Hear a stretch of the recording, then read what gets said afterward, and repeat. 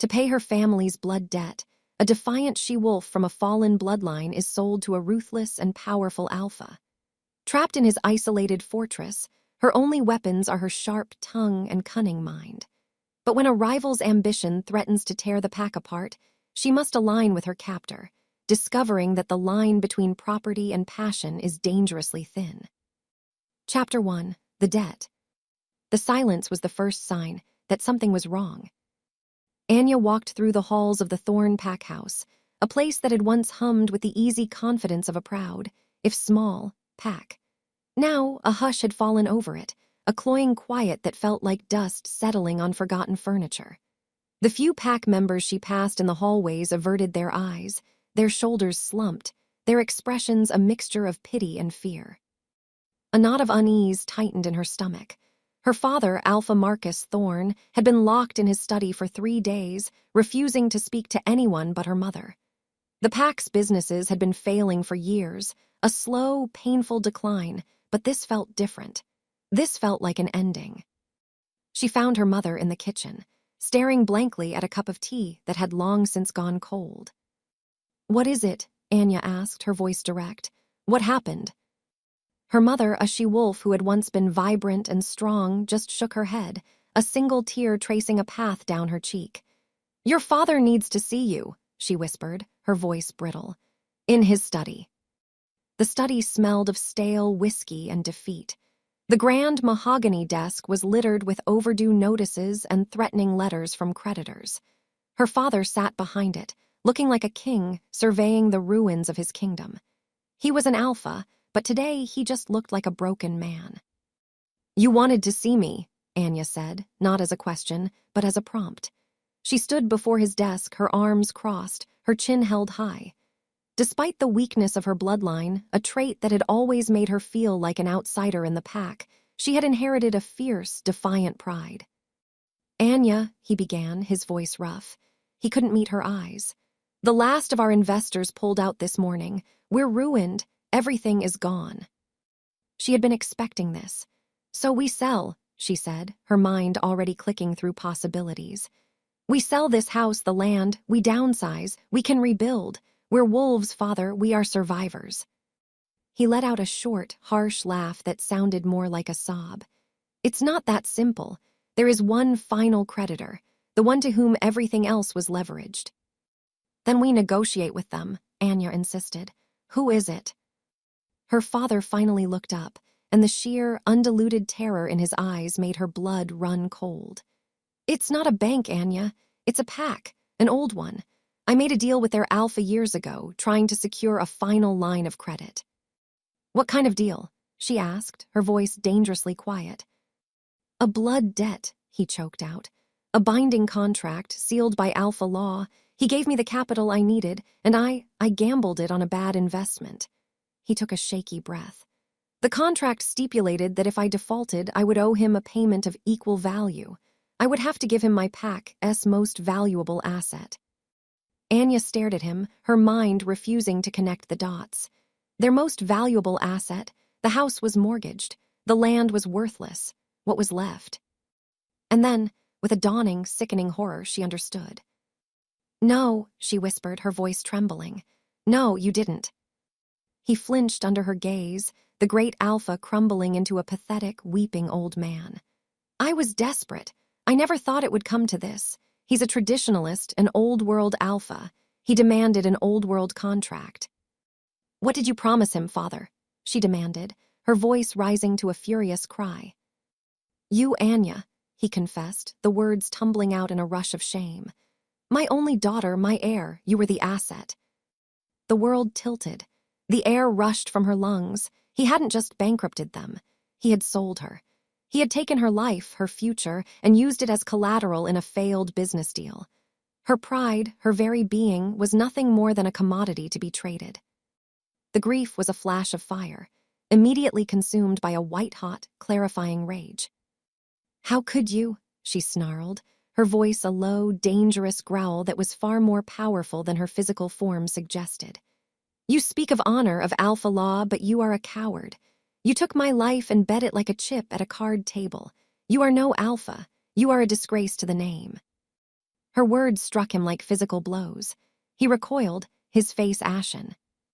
"He is a monster, Anya," her father pleaded. "Damian Blackwood, he is ruthless, but his honor is absolute.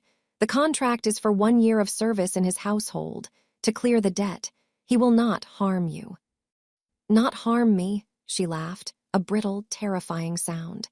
"He has already taken everything from me without even setting foot in this room, and you let him. You handed me over." She was about to unleash another scathing volley, to tear down the last vestiges of his broken pride, when it happened. A sound cut through the tense silence of the house. The sharp, formal chime of the front doorbell. It echoed through the quiet halls like a death knell. Her father flinched, a pathetic whimper escaping his lips. He looked at the door of his study as if the devil himself were on the other side. "He's here," he whispered, his body trembling. "He has come to collect his property." Chapter 2, The Collection. The sound of the doorbell echoed through the house, a formal, final summons. Her father flinched as if he'd been struck, sinking deeper into his chair. It was Anya's mother who moved, a ghost in her own home, to answer the door. Anya remained rooted to the spot in the study, her rage a solid, protective wall around her heart. She could hear the quiet murmur of her mother's greeting, followed by the sound of heavy, confident footsteps approaching. Then he was there, filling the doorway, his presence sucking all the air and light from the room. He was, she noted with a detached, bitter corner of her mind, devastatingly handsome. It was a cruel, cutting sort of beauty. His hair was black as a raven's wing, his features sharp and aristocratic as if carved from marble. He wore a simple, dark gray suit, but it was tailored with such precision that it made her father's own suit look like a cheap imitation.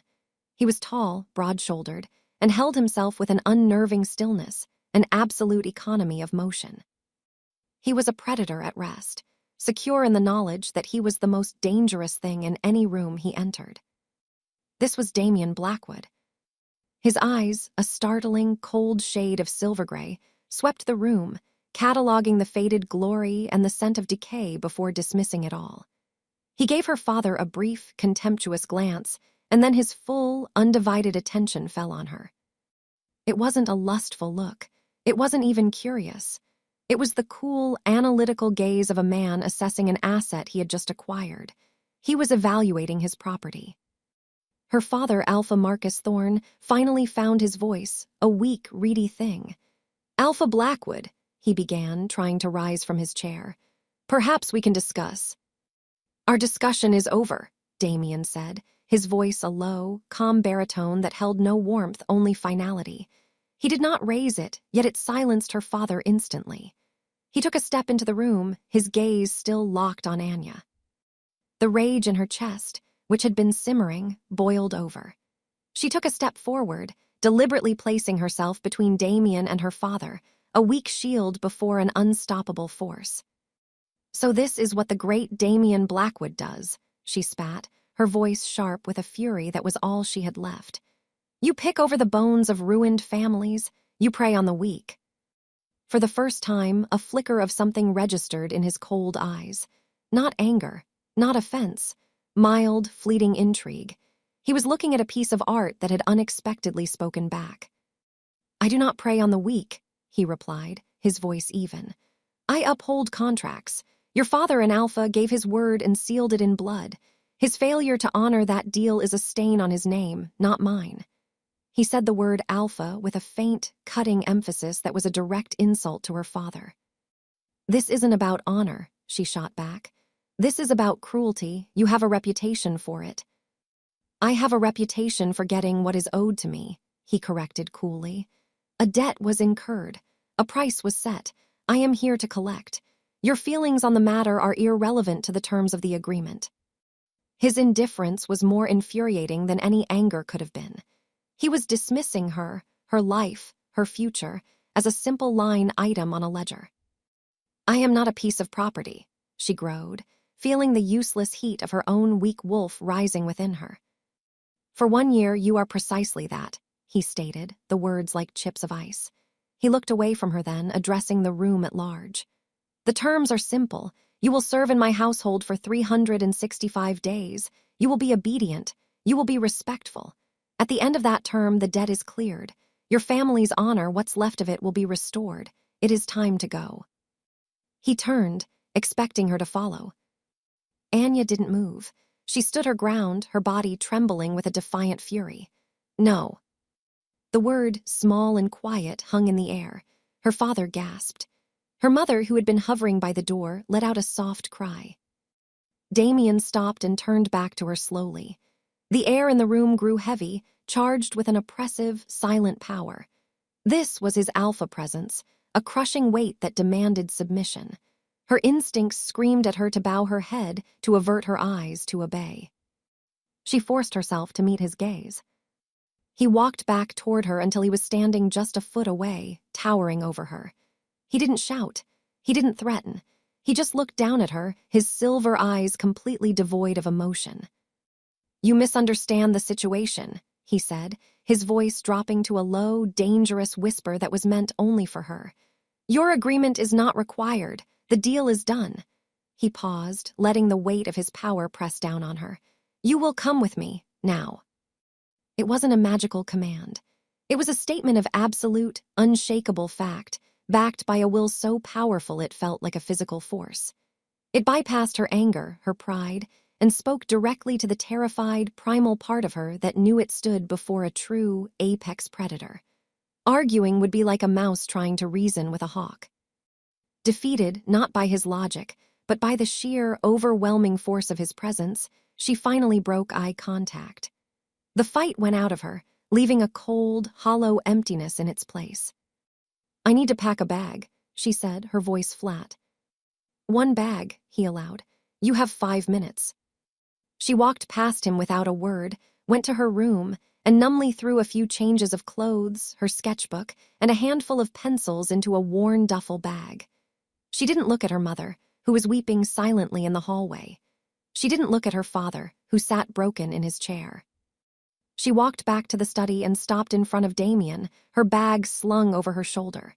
She lifted her chin, meeting his cold, silver gaze one last time.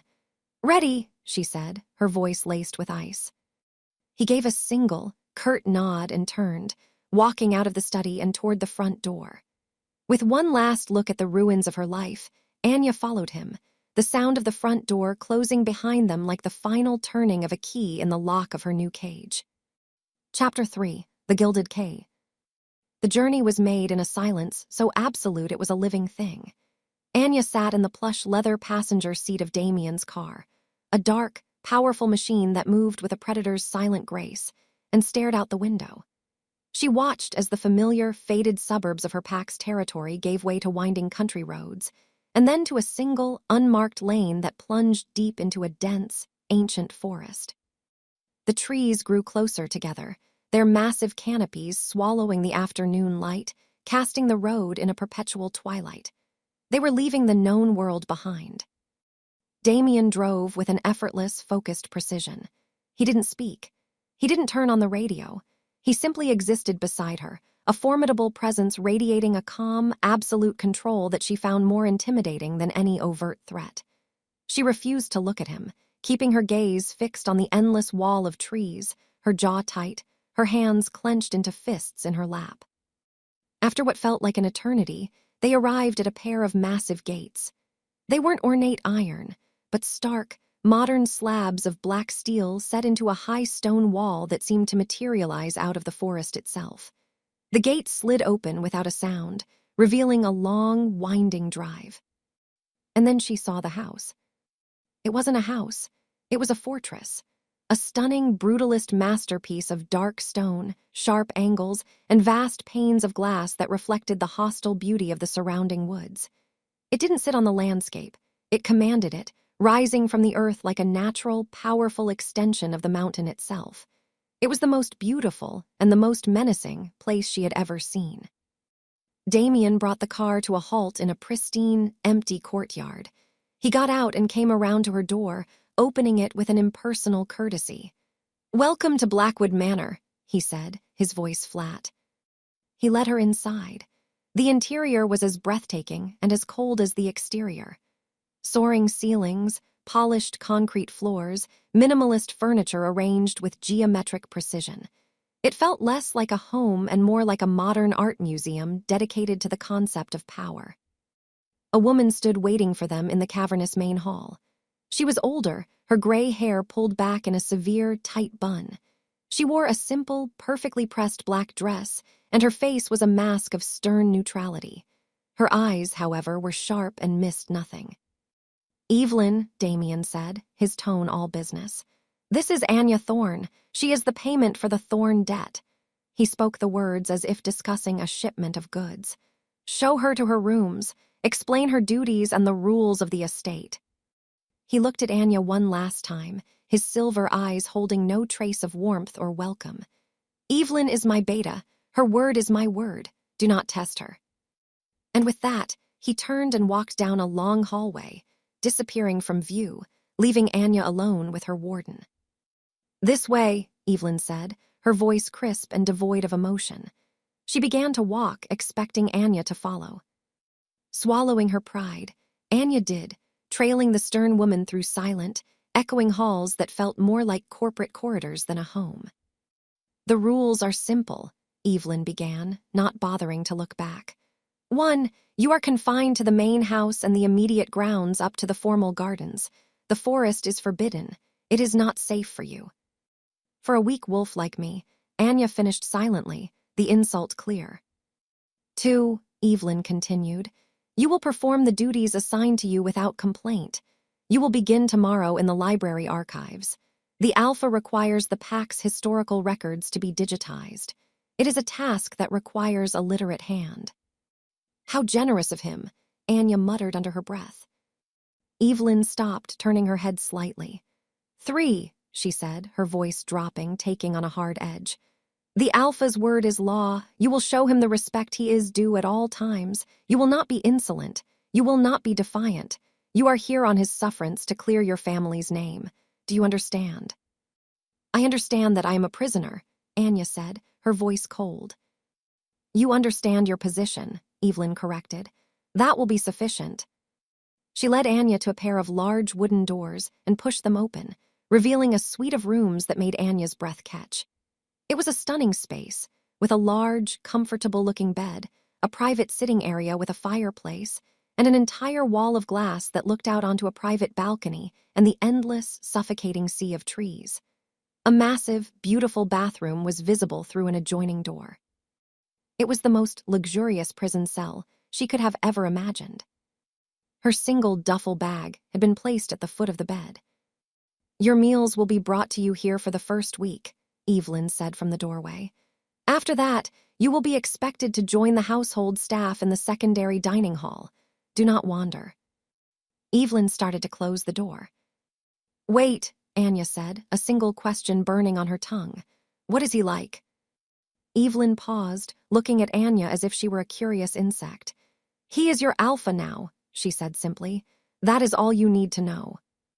The door closed with a soft, final click, the sound more menacing than any slamming lock. Anya was alone. She walked over to the massive window and stared out at the dark, imposing forest. She felt a wave of despair so profound it almost buckled her knees. She was trapped, a piece of property in a beautiful cage, owned by a cold, ruthless Alpha who looked at her like she was nothing. She took a deep, shuddering breath, pushing the despair down. She would not cry. She would not break. She had 1 year, 365 days. She met her own reflection in the darkening glass, and a spark of the fire she thought had been extinguished flared to life in her eyes.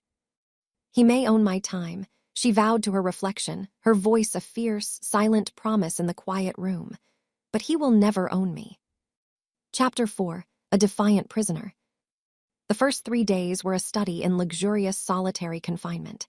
Anya's meals arrived on a silent tray, delivered by a stern-faced staff member who never spoke. The suite of rooms was beautiful, but the silence was a physical weight. The only view was of the endless, imposing forest, a green wall that separated her from everything she had ever known. It was designed to break her spirit. On the 3rd day, Evelyn escorted her to the library to begin her duties. The room was a 2-story cathedral of books, filled with the scent of old paper and leather. It was magnificent, ancient, and a testament to the centuries of power the Blackwood pack had amassed. Anya's task was to digitize the pack's historical records, a tedious, mind-numbing job meant to reinforce her lowly status. She worked in silence, the only sound the soft click of her keyboard. She refused to show any sign of despair. She performed the task with a meticulous, defiant competence. If she was to be a prisoner, she would be a model one on her own terms, giving them no excuse to claim she had violated the agreement. But by the evening of the fourth day, she had had enough. She was tired of eating alone in her room like a naughty child. She was tired of the oppressive silence. She needed to do something to remind herself that she was still a person, not just a piece of property. So she broke a rule. When the dinner hour arrived, instead of waiting for the tray, she walked out of her room and down the grand, sweeping staircase to the main floor. She had been explicitly told the main dining hall was for the alpha alone. That's exactly where she went. The room was vast enough to host a royal banquet, but it was occupied by only one person. Damien sat at the head of a massive 30-foot-long oak table, a solitary king on a lonely throne. The table was set for one. A single plate, a single glass. He ate with a slow, deliberate focus, the picture of isolated power.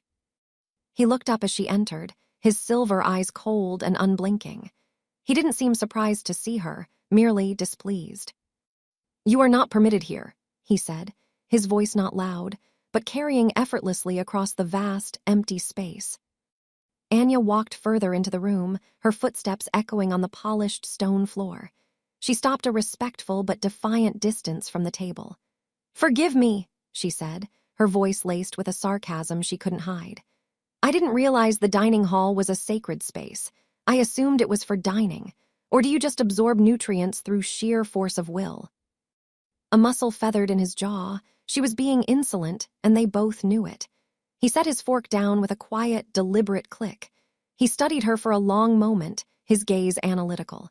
He had expected her to be broken or weeping by now. He had not expected this fiery, sharp-tongued defiance. "You are testing the limits of my patience," he said calmly. "What are you going to do? Send me back to my room for a timeout," she shot back. "I'm already in a timeout. My life is a timeout." To her immense surprise, the corner of his mouth twitched, the barest hint of something that might have been amusement. The acquisition was proving to be more interesting than he had anticipated. He made a decision. He raised a single finger and gestured to the far end of the table. "Sit," he commanded. Then he looked at a shadow in the corner, and a servant immediately materialized. "Set another place." Anya stood her ground for a second, then acquiesced, taking a seat at the extreme opposite end of the table. The distance between them was absurd, a physical representation of the chasm that separated their status. A plate of the same food he was eating, perfectly cooked steak and roasted vegetables, was placed before her. They ate in a tense, charged silence. The only sounds were the soft scrape of silver on porcelain. "Is the silence of this house a requirement?" she finally asked, her voice carrying down the table, "or just a personal preference?" He took a slow sip of his wine before answering. "Unnecessary noise is a sign of an undisciplined mind." "And what about necessary noise? Like laughter or conversation?" she challenged. "Or are those considered weaknesses in the Blackwood pack?" "They are considered distractions," he replied coolly. "My pack values focus, strength, silence." "It sounds terribly boring," she said with a shrug, taking a bite of her steak. It was, annoyingly, the best thing she had ever tasted. "Boredom is a luxury of the weak," he parried. "We have duties, responsibilities that someone of your lineage would not understand." The insult, subtle and sharp, hit its mark. "My lineage may be weak, Alpha Blackwood," she said, her voice dangerously soft. "But at least we did not need to hide in a forest, building walls to protect ourselves from the world. We lived in it." He placed his knife and fork down, giving her his full attention. The air grew heavy again. "You mistake isolation for fear," he said, his silver eyes pinning her in place. "This estate is not a fortress to keep the world out. It is a bastion of power to keep my pack pure and strong, away from the diluting influence of sentimental, chattering fools. "So you are a king, then," she mused. "The lonely king of a silent, empty castle." "I am an alpha," he corrected, his voice dropping, taking on that authoritative edge that made her wolf nature want to cower. "And I am a man who honors his contracts. I suggest you remember the terms of yours." He stood, placing his napkin on the table. The meal was over. "You have had your dinner. Return to your room." He turned and walked out of the dining hall without a backward glance. Anya sat alone at the massive table, her heart pounding with the adrenaline of the confrontation. She had challenged the king in his own court, and she had survived. She hadn't won, not by a long shot, but she had pushed him. She had made him react. She returned to her suite, the victory a small, warm coal in the pit of her stomach. She had shown him she would not be a meek, silent servant. In the dining hall, Damien stood in the shadows, looking at the single, solitary plate at the far end of the long table. He had fully expected to crush her spirit within days. He had not expected her to be so resilient, so sharp. For the first time in years, a genuine, almost imperceptible smirk touched his lips. The debt, he considered, was proving to be far more interesting than he had ever imagined. Chapter 5: The Alpha's Burden. Anya had expected punishment for her defiance in the dining hall. A week of meals on a tray in her room, perhaps, or a doubling of her tedious work in the library. Instead, something far more unsettling happened. Nothing. The next evening, a place was already set for her at the far end of the long, silent table. Damien was already there, and he acknowledged her entrance with a single, cool glance before returning to his meal. They ate in a silence that was no longer just tense, but now layered with a new, unspoken awareness. She had challenged him, and he had allowed it. It was a subtle shift in their dynamic, and it unnerved her more than any punishment would have. Her days fell into a strange routine. Mornings and afternoons were spent in the grand, dusty library, her fingers flying across the keyboard, digitizing the long, bloody, and fascinating history of the Blackwood Pack. She read of ancient battles, of binding laws, of alphas long dead whose names were still spoken with reverence. She was, piece by piece, learning the story of the man who held her captive, and it was far more complex than she had imagined. Evenings were spent in the silent dining hall, engaging in a quiet war of wills with Damien. The verbal sparring continued, but it was different now. She was more pointed in her questions, armed with small details from her research. He was more guarded in his answers, a flicker of surprise sometimes showing in his silver eyes when she referenced a long-forgotten treaty or a specific Blackwood ancestor. It was during her second week that she found herself unable to sleep. The massive, silent house seemed to press in on her, and her luxurious room felt more like a cage than ever. Restless, she slipped out of bed, driven by a desire for a book from the library to quiet her mind. It was a minor breaking of the rules. She was supposed to remain in her suite after dinner, but she was feeling bold. She padded silently down the grand staircase and through the darkened halls. The library was a vast cavern of shadows, but she saw a single sliver of light escaping from beneath the door of the adjoining room, Damien's private study, a place she knew was strictly forbidden. Her curiosity, a trait she had never been able to suppress, got the better of her. She crept to the door, which was slightly ajar, and peered inside. The sight that met her eyes was not what she expected. There was no laptop, no business ledgers, no evidence of the ruthless billionaire. Instead, the room was a scholar's sanctuary. Ancient maps were laid out on the large central table, and shelves were lined not just with books, but with historical artifacts. A ceremonial dagger, a weathered drinking horn, a stone tablet covered in ancient runes. And in the center of it all sat Damien. He was hunched over a massive, crumbling tome, its leather binding cracked with age. He wasn't reading it. He was working, his large, powerful hands moving with a surprising, meticulous gentleness.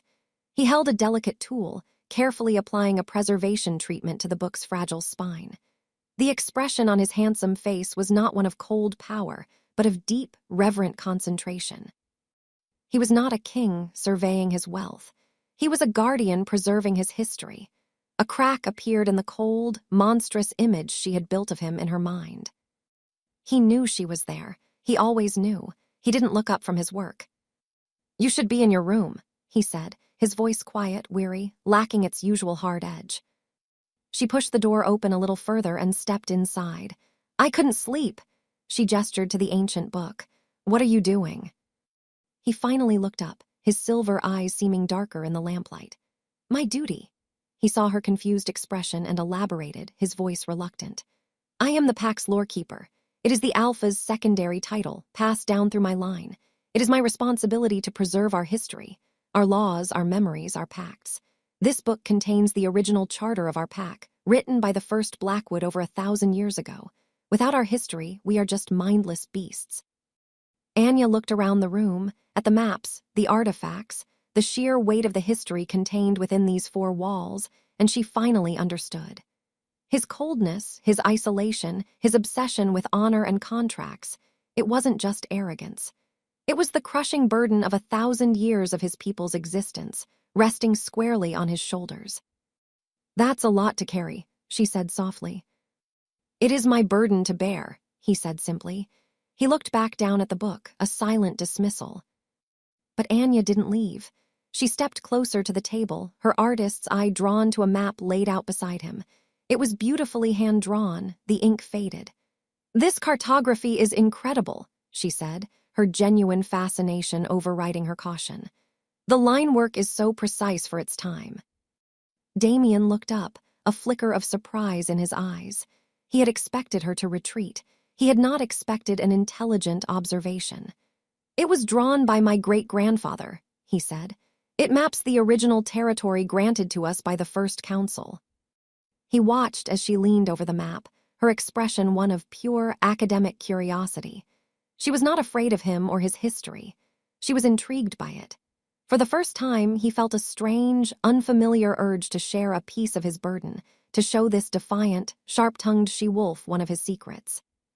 The moment was broken by a soft cough from the doorway. Evelyn stood there, her expression as stern as ever.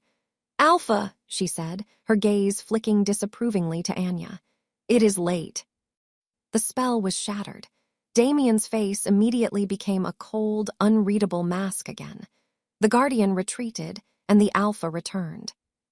"Go to bed, Anya," he said, his voice once again the flat command of her captor. She flinched at the sudden coldness but simply nodded.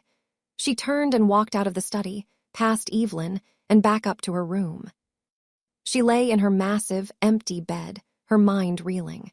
She had come to this house hating a monster, a ruthless Alpha who had bought her like property. But she had just seen a different man, a burdened scholar, a lonely guardian, a king chained to the history of his people. Hating him had been simple. This new, complicated understanding was far more dangerous. Chapter 6, The Scent of Power. The dynamic at the dinner table had changed. The silence was still there, a constant, heavy presence, but it was no longer entirely antagonistic. Now it was filled with a tense, simmering curiosity. Anya found herself watching Damien, trying to reconcile the cold, ruthless Alpha with the burdened, solitary scholar she had seen in the library. He, in turn, would watch her, his silver eyes holding an analytical intensity, as if she were a complex puzzle he was determined to solve. Her days in the library were no longer just a tedious duty. As she digitized the Blackwood Pack's history, she found herself captivated. She read of their strength, their honor, their unforgiving laws.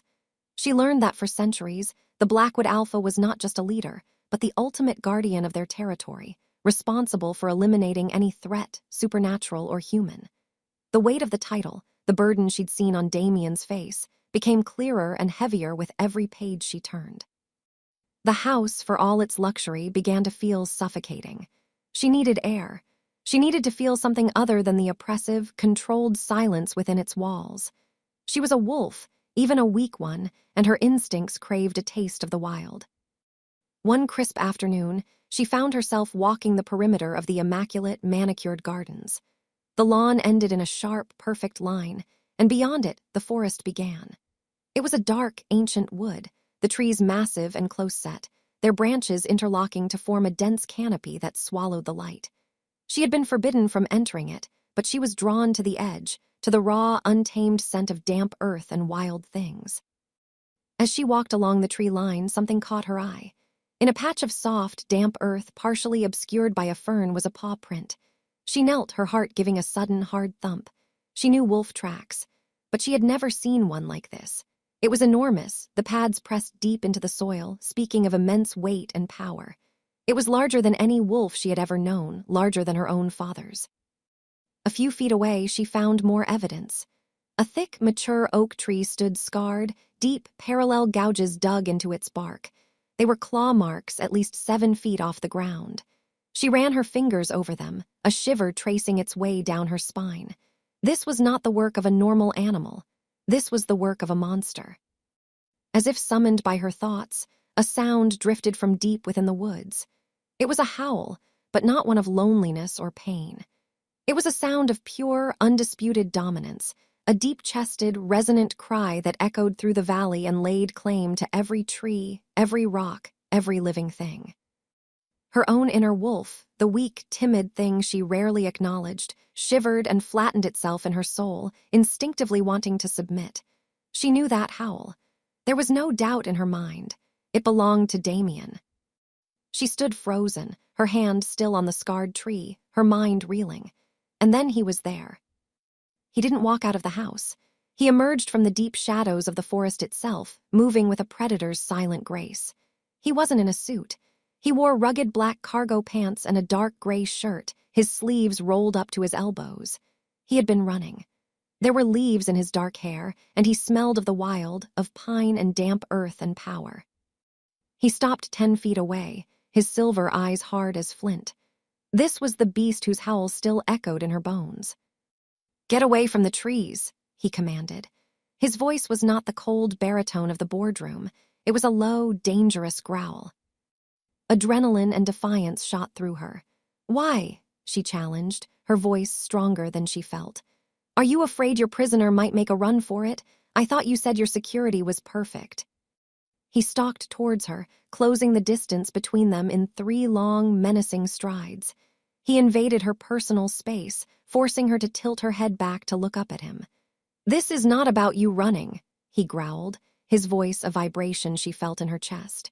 "It's about what might come out of that forest to hunt you." He looked her up and down, his gaze dismissive and brutally honest. "You are prey here, Anya. Weak, small, your bloodline is thin. You would not last 5 minutes against a rogue, let alone the other things that sleep in the deep woods." The insult, so casually delivered, hit her with the force of a physical blow because it was true. In this world, his world, she was weak. Before she could form a reply, he reached out and grabbed her upper arm. His grip was like iron, firm but not painful, and he physically pulled her back from the tree line, putting several feet between her and the shadows of the forest.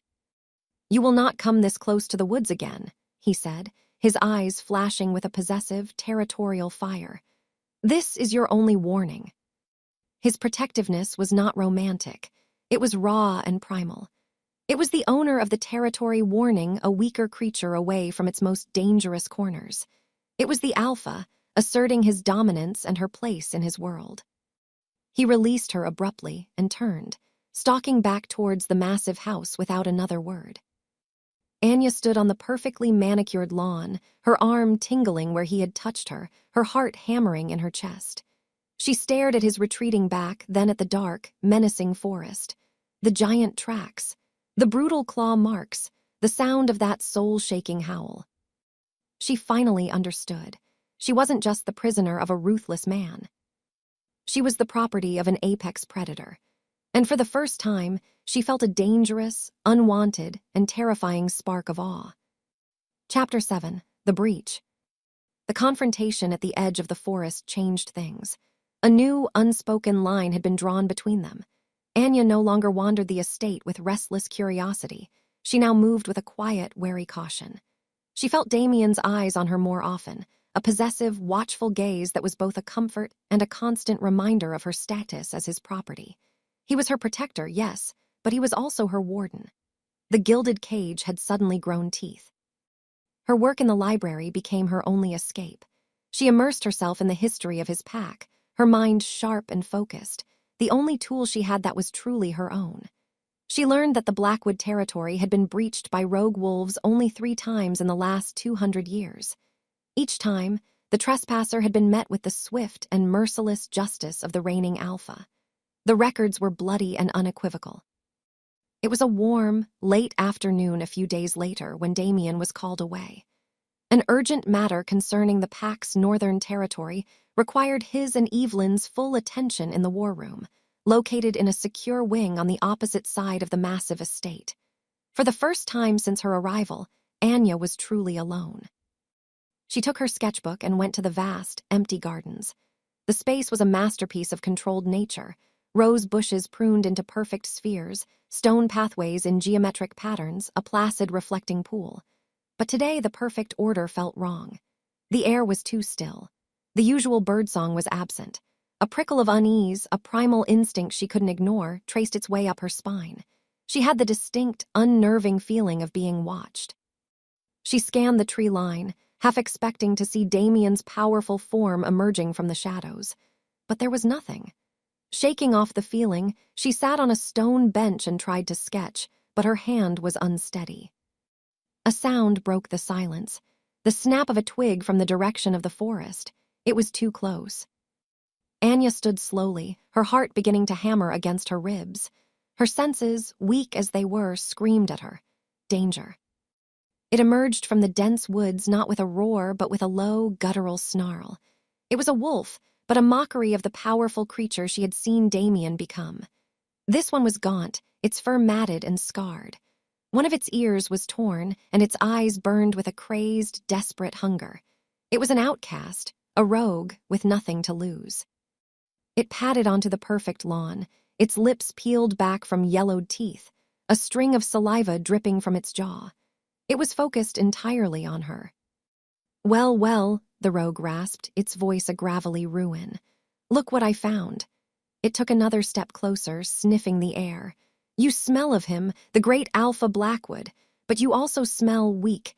You're the little pet he's been hiding away." Anya's blood ran cold. She took a step back, her mind racing. The house was too far away. There was nowhere to run. "What do you want?" she asked, her voice surprisingly steady. "What do you think I want?" The rogue laughed, a wet, choking sound. "I want to send a message. I want to show the great Damien Blackwood that his fortress isn't as perfect as he thinks, that his property isn't safe." It lowered its head, its body tensing to spring. "He'll find you in pieces on his pretty green lawn, a message written in your blood." Anya didn't scream. Her survival instincts took over. She turned and ran, not towards the house, but towards the intricate maze of rose bushes, hoping to use the tight turns to her advantage. It was a futile effort. The rogue was on her in seconds, its superior speed and strength almost laughable compared to her own. It cut her off, slamming into her side and sending her sprawling onto the soft grass. Pain flared in her shoulder as she hit the ground. She scrambled backwards, crab-walking away, her eyes wide with terror. The rogue stood over her, savoring its victory, its hot, foul breath washing over her face. It was enjoying her fear. "Nowhere to run, little pet," it snarled.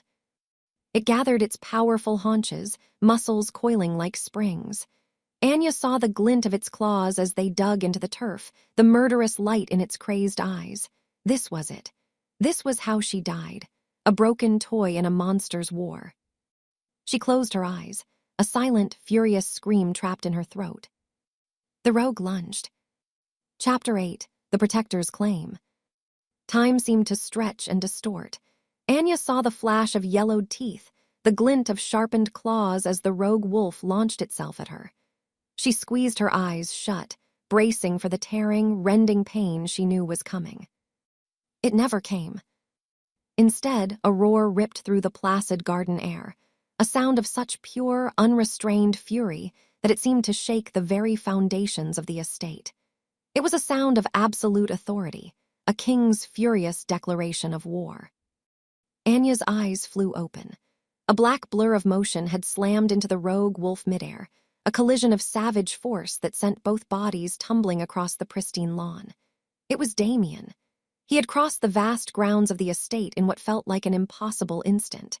He was standing between her and the cowering rogue, his back to her, his human form radiating a terrifying, violent energy.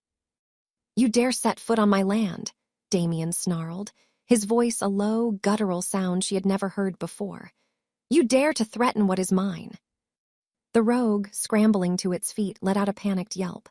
"She is weak blood, Blackwood. She is nothing, a toy." "She is under my protection," Damien stated, his voice dropping to a deadly whisper. And then he began to change. There was no pain, no screaming. A shimmer of dark, powerful energy, like heat haze on black asphalt, enveloped him. His form dissolved and reformed in a single, fluid, breathtaking instant. Where the man had stood, the massive, pure black wolf now stood in his place, its silver eyes glowing with a cold, murderous light. The rogue wolf, faced with the full, terrifying might of a true alpha, whimpered and tried to flee. It didn't get 2 steps. Damien moved with a speed that defied physics. He was on the rogue in a heartbeat, a blur of black fur and righteous fury. The fight, if it could be called that, was over almost before it began. It was not a battle between equals, it was an execution. There was a single, savage snap of powerful jaws, a sickening crunch of bone, and then silence. The intruder lay dead on the perfect green grass. The immediate threat was gone, but the air was still thick with a far more potent danger. Damien stood over the body of the dead wolf for a moment, his massive chest heaving, his fur splattered with his enemy's blood. Then, slowly, he turned. He fixed his glowing silver eyes on Anya, who was still frozen on the ground, her mind struggling to process what had just happened. He was a terrifying, beautiful spectacle of violence and power. A monster, her savior. He began to walk towards her, his movements slow, deliberate, each step a silent assertion of his dominance over this space, over the situation, over her. She watched him approach, a strange calm settling over her terror. This was the beast she had sensed in the forest, the apex predator whose howl had shaken her soul. He stopped a few feet away, a magnificent, blood-splattered demon in a tranquil garden. He was watching her, waiting. Her heart hammered in her chest, but she didn't scream. She didn't scramble away. She simply looked at him, at the raw, untamed power that had just saved her life. He was her captor, her owner, and her protector. He lowered his massive head, the intelligence in his glowing eyes undeniable. After a long, charged moment, he took a final, soft step forward and nudged her hand with his wet nose. The touch was surprisingly gentle. It was a question, an acknowledgement, a claim. The primal, instinctual part of her, the weak wolf that had always cowered, recognized this gesture for what it was.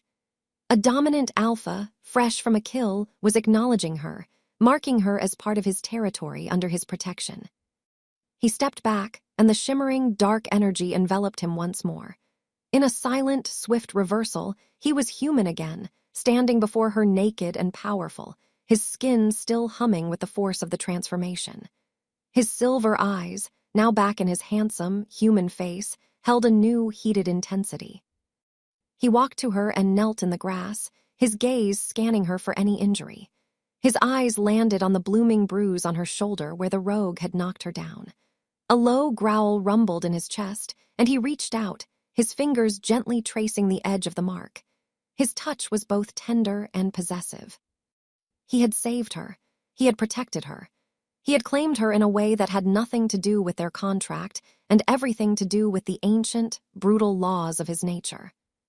He helped her to her feet, his hands strong and steady on her arms. He looked down at her, his expression unreadable but for the fire still burning in his eyes. "You are safe now," he said, his voice a low, rough murmur. And as he stood before her, a magnificent, dangerous alpha who had just killed for her, Anya knew that her life in the gilded cage had just become infinitely more complicated and terrifyingly more intimate. Chapter 9, A New Chemistry. The world came back into focus slowly. Anya was on her feet, though she didn't remember standing up. Damien's hands were on her arms, strong and steady, holding her upright. The dead rogue lay in a crumpled heap on the lawn, a stark, bloody stain on the perfect green canvas. The silence was broken by the sound of running feet. Evelyn, followed by two of the pack's largest enforcers, burst into the garden, their faces a mixture of shock and alarm. They stopped dead, their eyes taking in the scene. The dead intruder, their naked, powerful alpha, and the small, trembling she-wolf he was shielding with his own body. Damien didn't look away from Anya, but his voice cut through the air like a blade. "Evelyn," he commanded, his tone all alpha. "Dispose of it. I want no trace left by sunrise." "Yes, Alpha," the stern woman replied, her usual disapproval replaced by a sharp efficiency. "Marcus," he said, speaking into the air, knowing his beta would be listening on their private comms link. "Double the perimeter patrols. I want every inch of that wall checked. Find the breach. Seal it. No one sleeps until it is done." He was in complete control, his commands issued with a calm, lethal authority that left no room for question. He was a king restoring order to his violated kingdom. Only then, when his orders were given, did he turn his full attention back to the woman in his arms.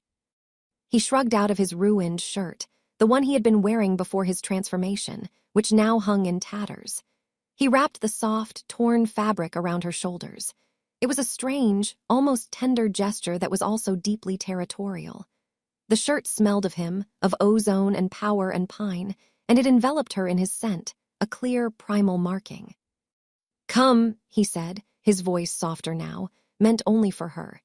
He led her back into the silent, imposing house, his hand a firm, inescapable presence on her back. He didn't take her to her room.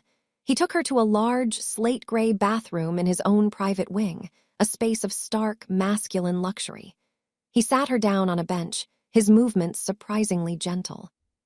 "Your shoulder," he stated, his silver eyes fixed on the dark, blooming bruise where the rogue had knocked her to the ground.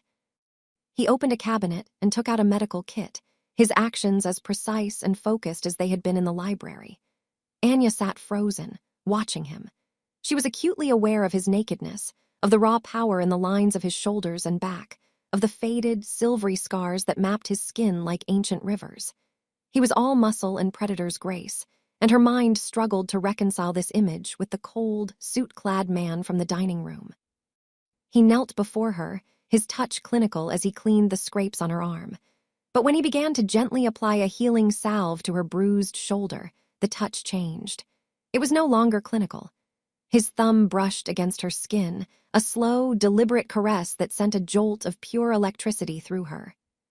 The air grew thick, charged with a new, dangerous energy. She could feel the heat radiating from his body, smell the wild, clean scent of his skin. Her heart, which had been pounding with fear, now pounded for an entirely different reason.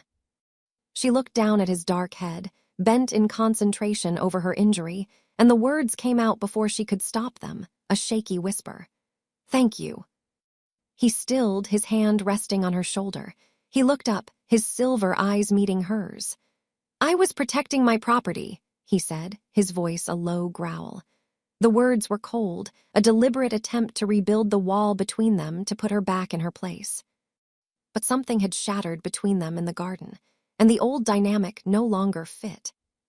"Is that all I am to you?" she challenged, her voice gaining strength. "Property? You don't unleash that," she gestured, unable to find the words for the magnificent, terrifying power he had unleashed, for a painting or a chair. His eyes darkened, the silver turning to storm clouds. "You are a Blackwood acquisition," he said, his voice dangerously soft. "An attack on you is a direct challenge to me. It is an insult to my power. It will not happen again." It wasn't a romantic confession. It was a declaration of possession, a statement of fact as hard and unyielding as the man himself. He wasn't protecting her. He was protecting his own authority, his own name. And yet, the memory of his furious roar, the sight of him standing over her, a guardian of unimaginable power, told a different story. He finished his work and stood, his handsome face once again an unreadable mask. "Rest," he commanded. "Evelyn will bring you something to eat." He turned and left her there, alone in the vast, silent bathroom, the scent of him still on her skin, the ghost of his touch still burning on her shoulder. Anya stared at her reflection in the mirror, her own eyes wide with a terrifying new understanding. The rules of her captivity hadn't changed. She was still a prisoner, but the nature of her cage and her keeper had been irrevocably altered. Her hatred for her situation was now hopelessly, dangerously tangled with a terrifying gratitude and a spark of raw, primal attraction to the beast that had just saved her life.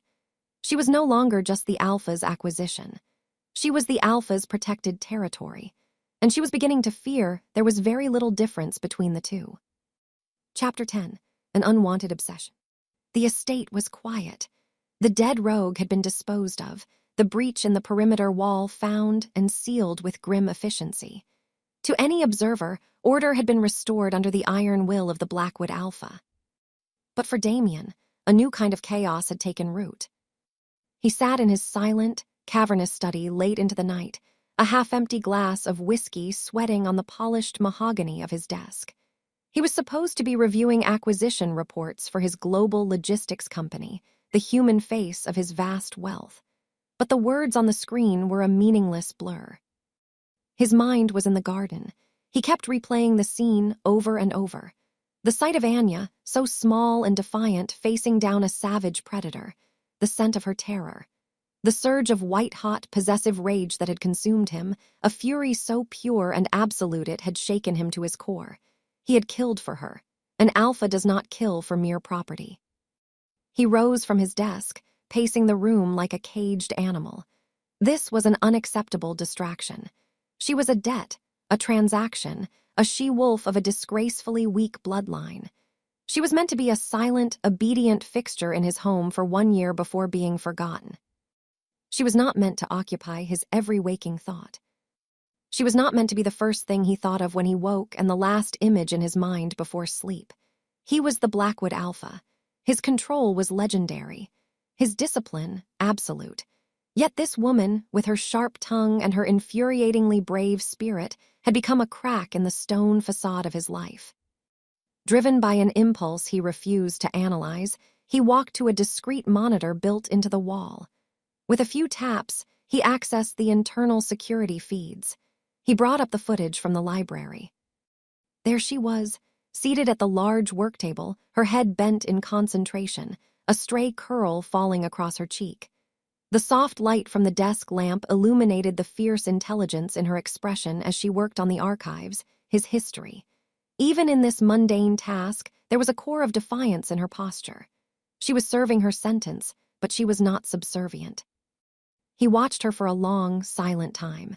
He watched the way she bit her lip when she was focused, the way her eyes scanned the ancient texts with genuine curiosity, the impatient way she pushed her hair from her face. He was studying his acquisition, but his assessment was no longer cold or financial. It was personal. It was obsessive. His wolf, the primal beast that lived beneath his skin, recognized her. It did not see a weak bloodline or a financial asset. It saw strength of a different kind, a spirit that refused to break. It saw a challenge, and it wanted to claim her. Damien's human mind, the cold, logical, was at war with his deepest instincts. He could have any pure-blooded she-wolf from any of the great packs. Alliances could be forged.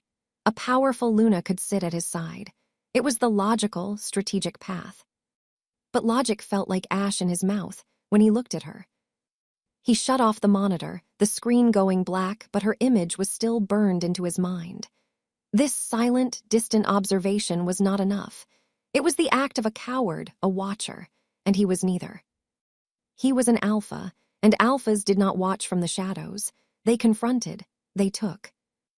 A new, cold resolve settled over him. This thing between them, this unwelcome, consuming obsession, could not be allowed to fester in the silence. It had to be faced. It had to be conquered, just like any other rival. He would confront her, re-establish the clear lines of their arrangement, and put this infuriating distraction to rest once and for all. He strode out of his study, his purpose clear. He was going to find her. He was going to put her back in her place. He was going to restore his own control. It was a perfect, logical plan. And he was already aware, on some deep, primal level, that it was destined to fail magnificently. Chapter 11. The Claim. Anya found a strange, defiant piece in the library. It was the one place in the entire estate where she felt she had some measure of control. The history of the Blackwood Pack was laid out before her, and in understanding Damien's ancestors, she felt she was slowly, piece by piece, beginning to understand the complex, infuriating man who owned her. She learned that his coldness was a trait passed down through generations of alphas who had ruled through strength and discipline. His honor, his adherence to the contract, was not a choice. It was his entire identity. She was so absorbed in a fragile, 1,000-year-old tome one afternoon that she didn't hear him enter. It was the sudden, oppressive shift in the atmosphere that alerted her. The air grew heavy, charged with a purpose she had come to recognize. She looked up. Damien stood at the end of the long work table, watching her. He wasn't dressed for business. He wore simple black pants and a dark shirt that did nothing to hide the raw power of his form. He looked like he had just come from training, his body still humming with a restless, predatory energy. "You have become a distraction," he stated, his voice a low rumble that vibrated through the silent room. It was not an observation, it was an accusation. Anya closed the ancient book with deliberate care before meeting his gaze. She would not let him intimidate her. Not here, not in her space. "Am I?" she asked, her voice cool. "I'm sorry if my diligent adherence to the tedious task you assign me is interrupting your very important brooding." He began to walk toward her, a slow, deliberate stalk that made the hair on her arms stand on end. "Your work is not the distraction. Your presence is. You are a loose thread in a carefully woven tapestry. You do not belong here." "I'm well aware of that," she shot back, standing to face him as he approached. "You'll recall I didn't exactly volunteer for this position." "But you are here," he growled, stopping just a few feet from her. "And while you are here, you will remember your place. You are a debt being paid, nothing more." He was trying to put her back in her box, to re-establish the cold, simple terms of their transaction. "My place," she laughed, a sharp, incredulous sound. "You mean the silent servant who eats at the far end of your ridiculously long table, the one you can't seem to stop watching on your little security monitors." His silver eyes narrowed, flashing with a dangerous light. He had not expected her to know about that. "Do not presume to know what I do, girl." "I don't have to presume," she said, her own anger rising. She took a bold step toward him, closing the distance between them herself. "I see you. I see the lonely king in his silent castle, so terrified of a distraction that he has to come all the way down here to try and scare it back into its cage." "You are playing a very dangerous game," he whispered, his voice a menacing purr. He moved then, backing her up, step by step, until her back was pressed against a towering, dark wood bookshelf filled with his family's history. He placed a hand on the shelf beside her head, trapping her. His body was a wall of heat and muscle in front of her. "The game was your idea," she breathed, her heart hammering against her ribs. She was terrified, but she was also exhilarated. "You talk about my duties, about my place here, but you're the one who can't stay away.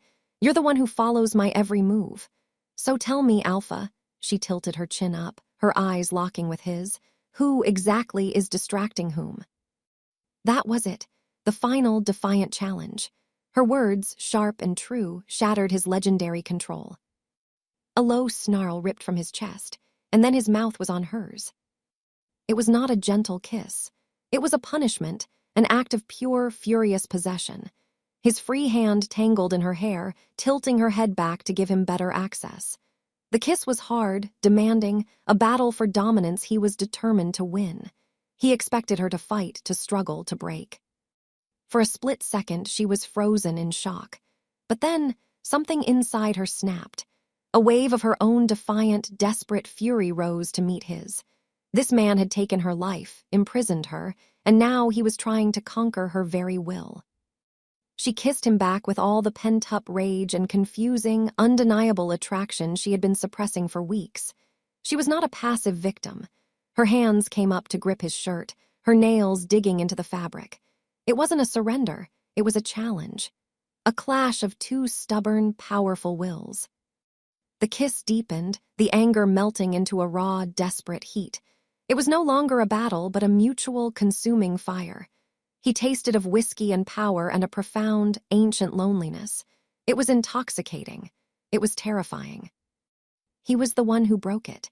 He tore his mouth from hers, pushing away from the bookshelf as if it were red hot. He stood in the middle of the room, breathing heavily, his chest rising and falling, his silver eyes wide with a look of shocked, self-directed fury. They stared at each other across the silent library, the air thick with the aftershock of what they had just done. The lines had not just been blurred, they had been obliterated in a single, reckless, consuming kiss. Without another word, Damien turned and stalked out of the library, the sound of his retreating footsteps echoing in the vast, empty space.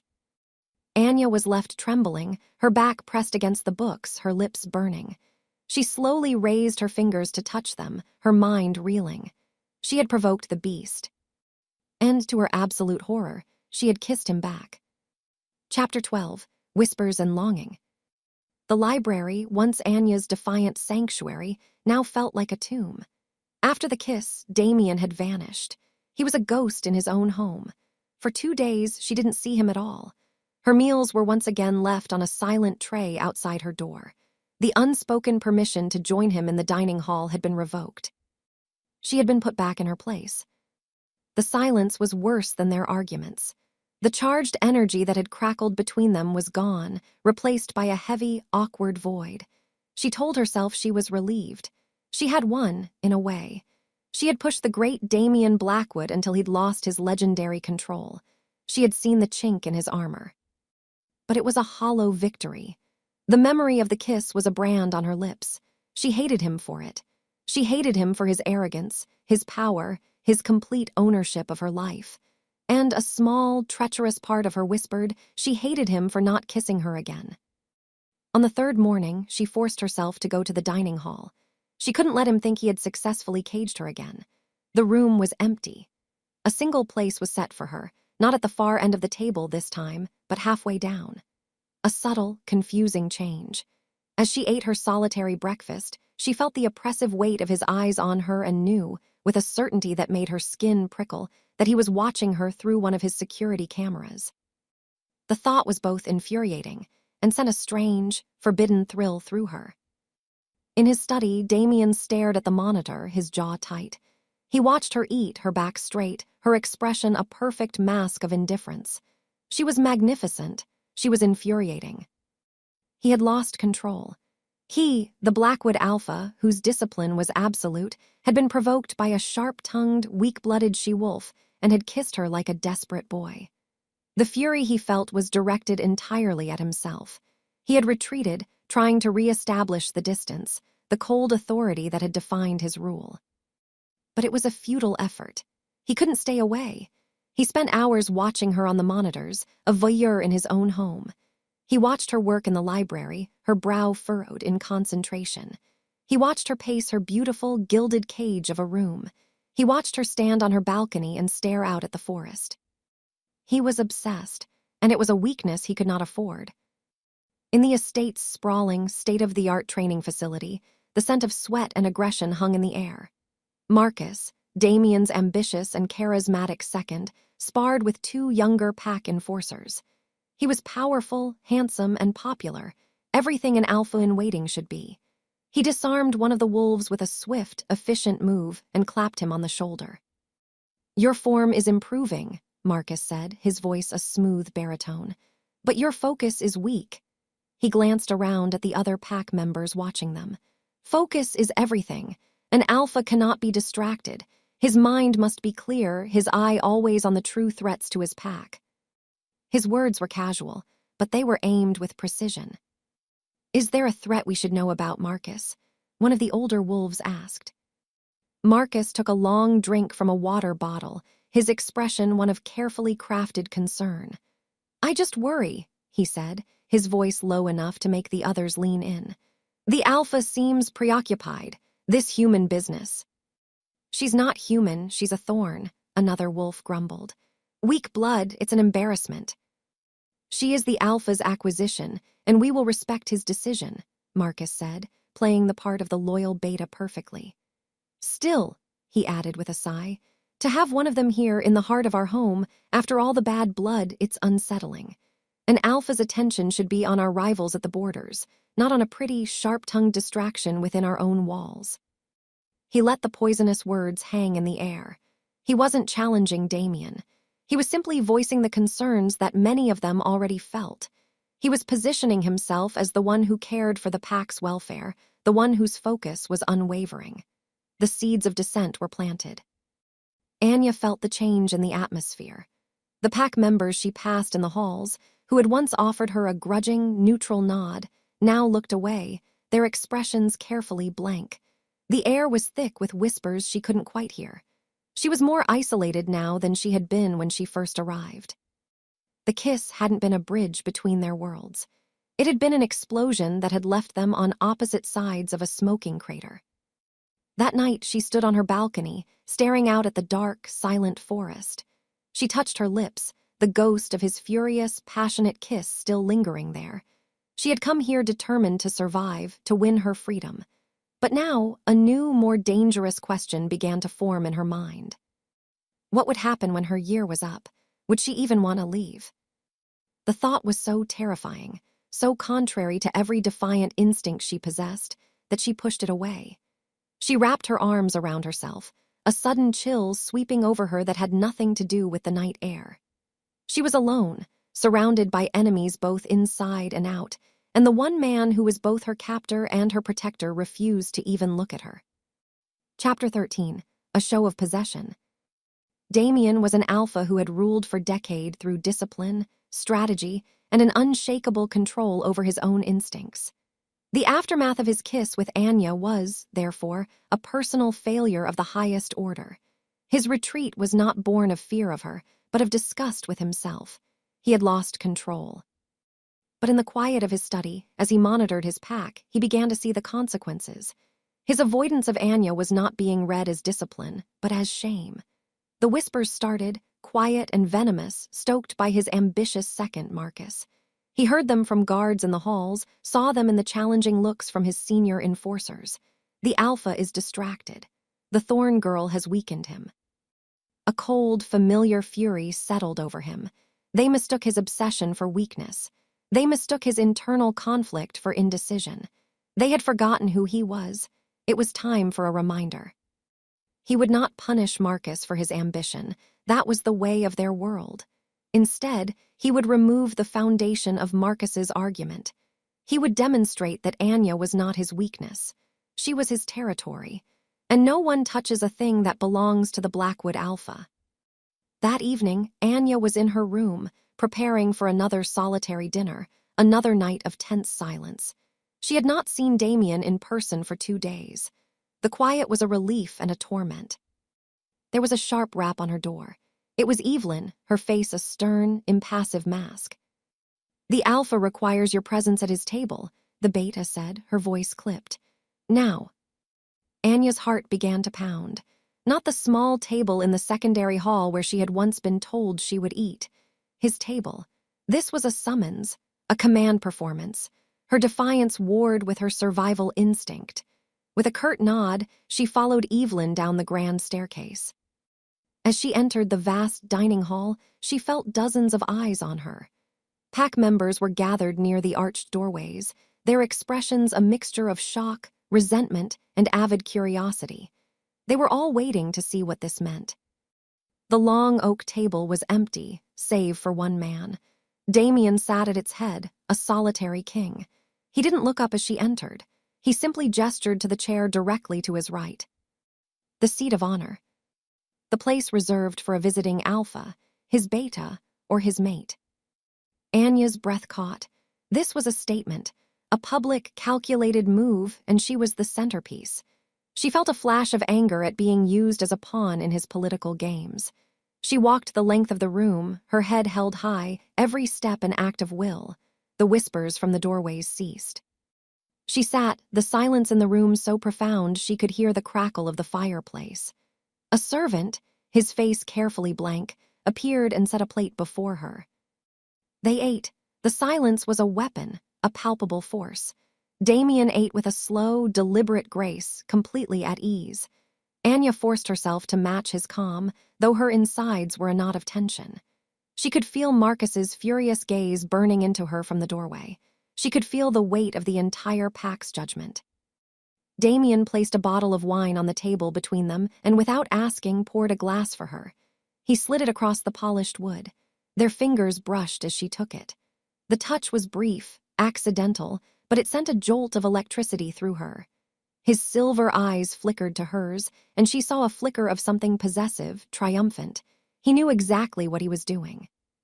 When the meal was over, he stood. "Walk with me," he said. It was not a request.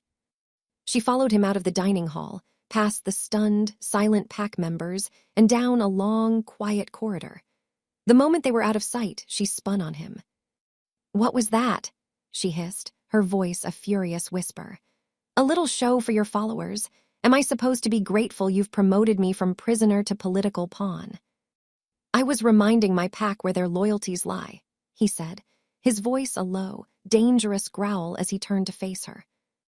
"By using me, by parading me around like some prize you've won." "That is exactly what you are," he said, his voice dropping even lower. He took a step closer, backing her against the cold stone wall. "You are my acquisition. Your status in this house is whatever I decree it to be, and tonight I decreed that you are to be respected." He leaned in, his powerful frame caging her. "Because disrespecting you," he murmured, his lips just inches from hers, "is disrespecting me." "I am not an extension of you," she spat, her hands coming up to press against his solid chest. It was like pushing against a mountain. His control, already frayed, finally snapped. He slammed a hand against the wall beside her head, the sound echoing in the empty hall. "Do not mistake my protection for a weakness you can exploit," he snarled, his silver eyes blazing with a fire she had only seen glimpses of before. "You belong to me, Anya. Whether you are a debt, a distraction, or the most infuriating creature I have ever had the misfortune to encounter. And what belongs to me I protect, I display, I command." He leaned in further, his other hand coming up to grip her chin, forcing her to look at him. "The sooner you accept that," he breathed, his gaze dropping to her mouth, "the easier this will be." And then he kissed her. It was not like the first time, which had been born of mutual fury. This was different. This was a deliberate, calculated act of possession. It was a kiss that was meant to brand her, to silence her arguments, to stake his claim in a way that words never could. It was rough, dominant, and utterly overwhelming. But beneath the dominance, there was a current of something else. A desperate, raw hunger that she felt echoed in her own traitorous body. She hated him. She hated this. But her hands, which had been pushing against his chest, were now clinging to his shirt. He broke the kiss abruptly, leaving her breathless and clinging to the wall for support. He stared down at her, his chest rising and falling, his eyes a storm of conflicting emotions. "Remember your place," he growled, his voice rough. And then he turned and stalked away down the dark hall, leaving her alone, her heart pounding, her lips burning, and her entire world once again tilted on its axis. She had been publicly elevated, but privately she had just been ruthlessly put in her place. And the most terrifying part was, she wasn't sure which role she hated more. Chapter 14. The Eve of Battle. The words of the challenge echoed in the great hall, as binding and as ancient as the stones of the fortress itself. "I, Marcus of the Blackwood line, invoke the old law. I challenge Damien Blackwood for the title of Alpha. The pack is weakened by his distraction. I will make it strong again." Anya watched from the shadows of a high archway, her heart a cold stone in her chest. She saw the pack divide, some nodding in grim agreement with Marcus, others looking to their alpha with unwavering loyalty. Damien had accepted the challenge with a calm, chilling nod. There was no argument, no debate. The law was absolute. The ritual combat would take place at dawn. The rest of the day passed in a suffocating, tense quiet. The air was thick with unspoken fears and savage anticipation. Anya was escorted back to her suite, a prisoner once more, while the pack prepared for a battle that would determine its future. This was happening because of her. The distraction, the weakness. Marcus's accusations were a poison that seeped into her own thoughts. Late that night, she couldn't stand the silence, the waiting. She knew Damien would be alone. The pack would give their alpha solitude on the eve of a challenge. She had no right to intrude, but she couldn't bear the thought of him facing this burden by himself. She slipped out of her room. The halls were empty. She found him on the private terrace off his study, the same place she had once found him grieving. He wasn't looking at the city lights tonight. He stood with his back to them, staring into the dark, oppressive woods that bordered his land. He held a long, gleaming silver dagger in his hands, its surface inlaid with ancient runes. He was cleaning it with a slow, methodical focus, his movements a form of meditation. He didn't turn as she approached. "You should be in your room, Anya," he said, his voice a low rumble. "So should you," she countered softly, coming to stand beside him. "You should be resting. Sleep is a luxury I cannot afford tonight." He continued to polish the blade, his handsome face carved from stone in the pale moonlight. "Don't shut me out," she whispered, her voice fierce. "Not tonight, talk to me." He finally stopped his work, setting the dagger down on the stone railing. He turned his body to face her, his silver eyes seeming to glow in the dark. "There is nothing to talk about," he said, his voice devoid of emotion. "At dawn, I will face my challenger. One of us will walk away, the other will not. The pack will have its alpha, the law will be satisfied." "Are you afraid?" she asked, the question so direct it surprised even herself. A long silence stretched between them. She thought he wouldn't answer. "No," he said finally, his voice so quiet she barely heard it. "I do not fear the fight, I do not fear Marcus, and I do not fear death. I have faced it before." He reached out, his hand coming up to cup her cheek, his touch surprisingly gentle. His silver eyes were filled with a raw, agonizing emotion she had never seen before. "I fear what he will do to you if I am gone," he confessed, his voice a ragged whisper.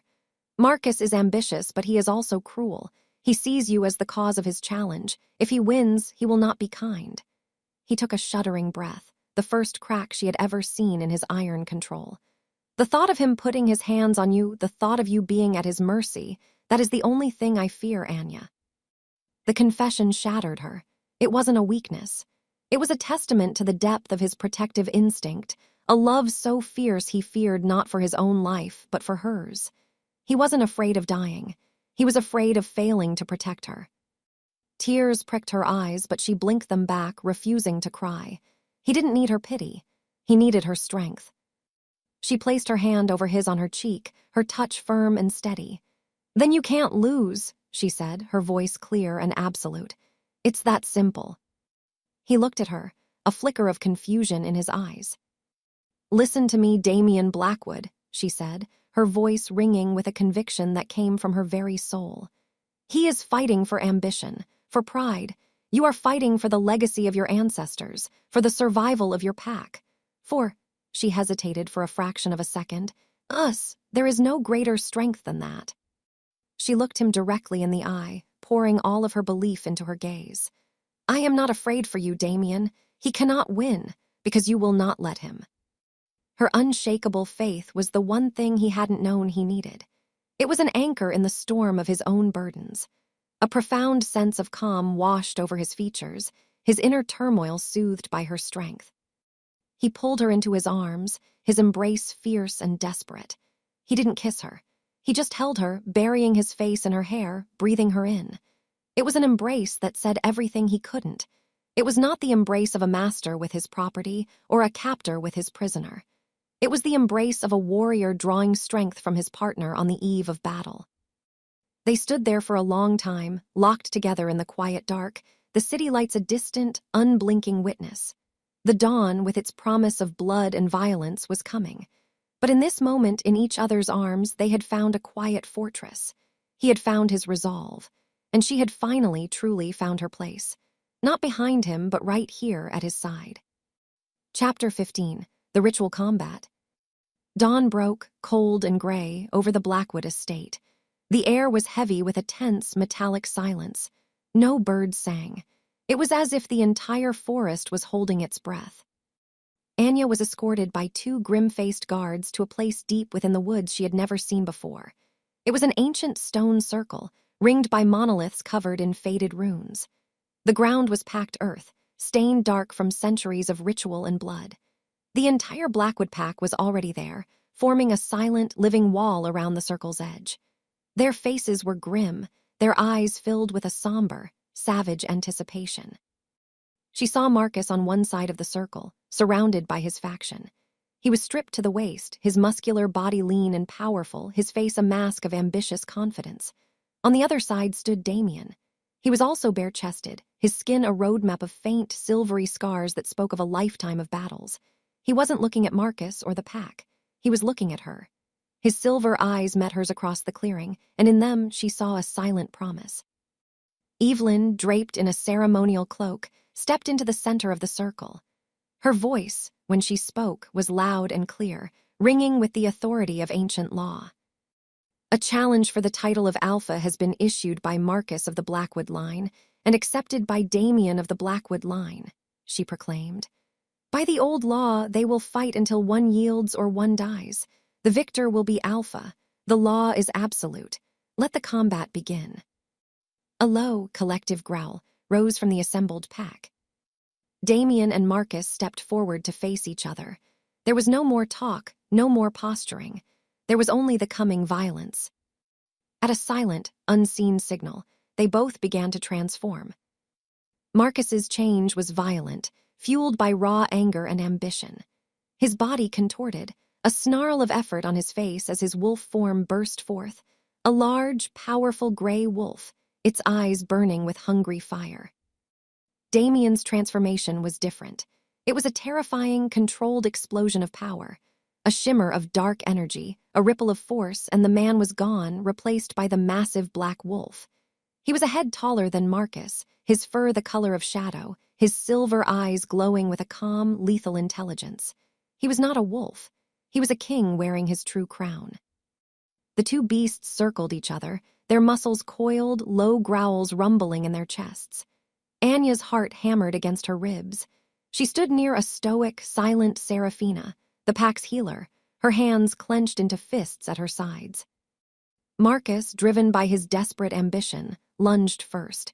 He was a whirlwind of claws and teeth, throwing himself at Damien in a furious, reckless assault.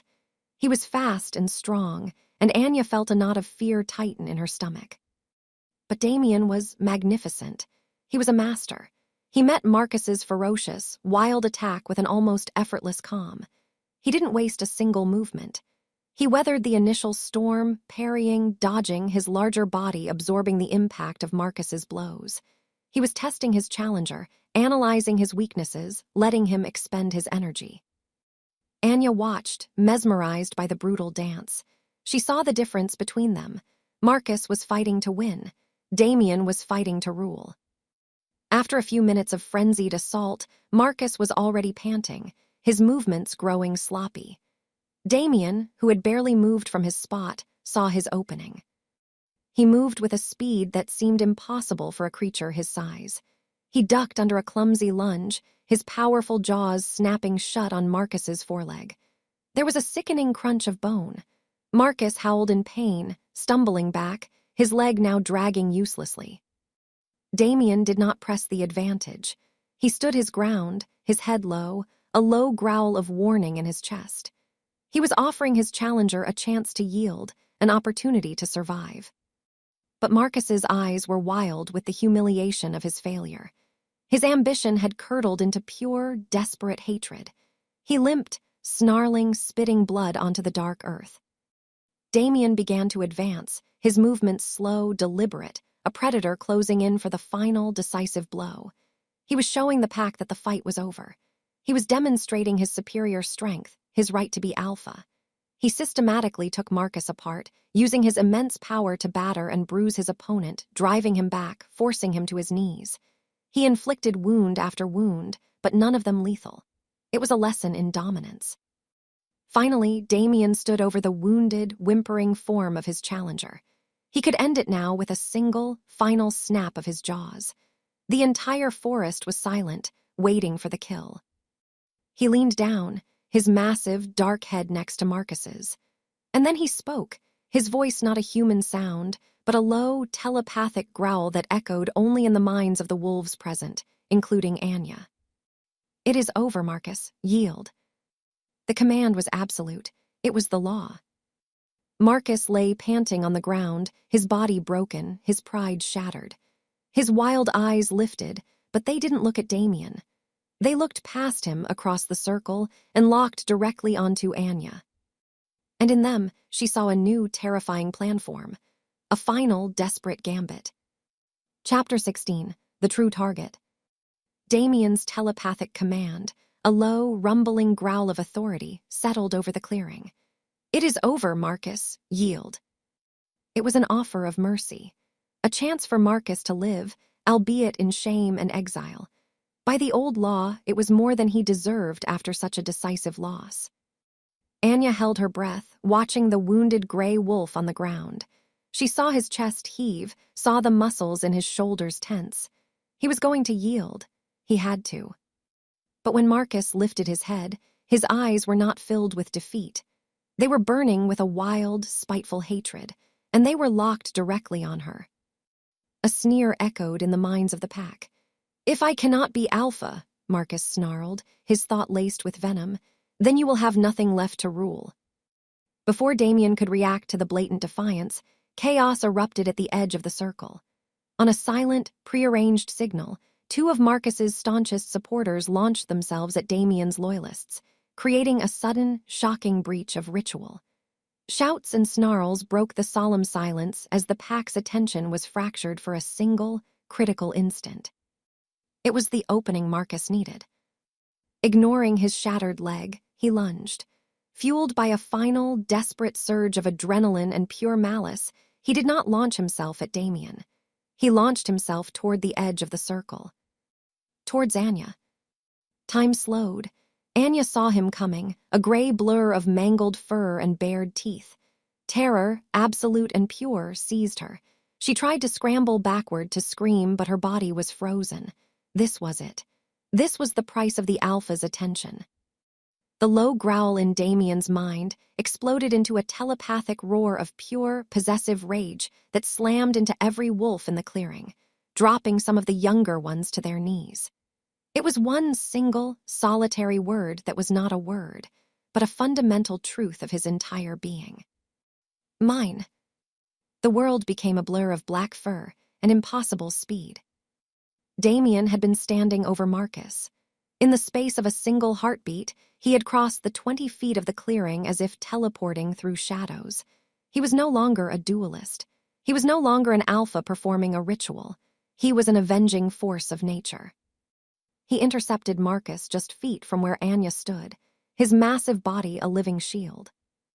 There was no fight. There was only an execution. The controlled power he had displayed moments before was gone, replaced by a brutal, unrestrained fury. His jaws, filled with teeth like daggers, clamped down on Marcus's neck. The sound of snapping bone was sharp and sickeningly final in the sudden, dead silence of the clearing. He threw his rival's lifeless body aside with a contemptuous flick of his head. It landed in a crumpled heap at the edge of the stone circle. Silence. A profound, shocked silence fell over the entire pack. They had not just witnessed a victory and a challenge. They had witnessed the unleashing of their Alpha's ultimate, primal wrath. They had seen the consequence of threatening what was his.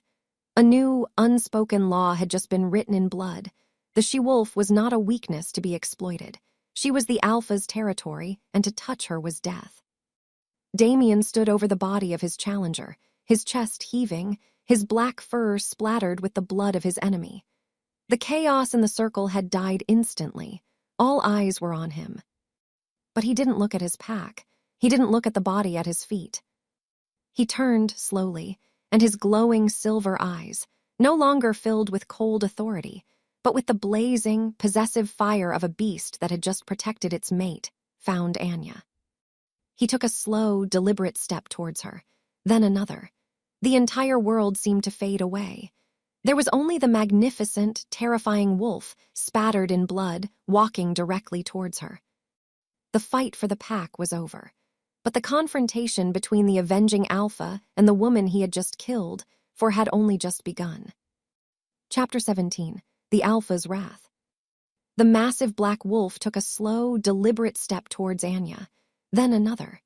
The clearing was dead silent, save for the ragged sound of her own breathing and the soft thud of his paws on the dark earth. He was covered in the blood of his enemy, an enemy he had killed to protect her. Her mind was a whirlwind of terror and awe. Every instinct she possessed screamed at her to run from the magnificent, deadly predator approaching her. But her feet were rooted to the spot. She had seen the moment his eyes had changed, the instant his focus had shifted from his challenger to her. She knew, on a level deeper than thought, that she was not in danger from him. She was the reason for the violence. He stopped just before her, so close she could feel the heat radiating from his massive body and smell the coppery scent of blood on his fur. He was a god of wrath and power. He lowered his head, his glowing silver eyes looking directly into hers, searching for something. He was waiting, testing her. He wanted to see if she would break. She held his gaze. Her body was trembling, but she lifted her chin, refusing to look away. It was the only power she had left, her defiance. A low rumble vibrated in his chest, a sound of grim satisfaction. He had seen what he needed to see. With a final look at her, he turned his attention to his pack. The transformation back was as swift and controlled as the one before. A shimmer of dark energy, and the terrifying wolf was gone, replaced by the man. Damien stood in the center of the circle, naked and blood-spattered, his body a canvas of raw power and ancient scars. He had never looked more like a king.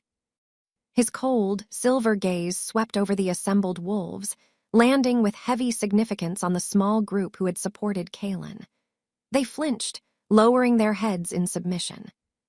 "The challenge is concluded," Damien's voice boomed, sharp and cold as ice, echoing off the ancient stones. "The law is satisfied. Marcus chose his own fate when he dared to threaten what is mine." He paused, letting the weight of his words settle over the terrified pack.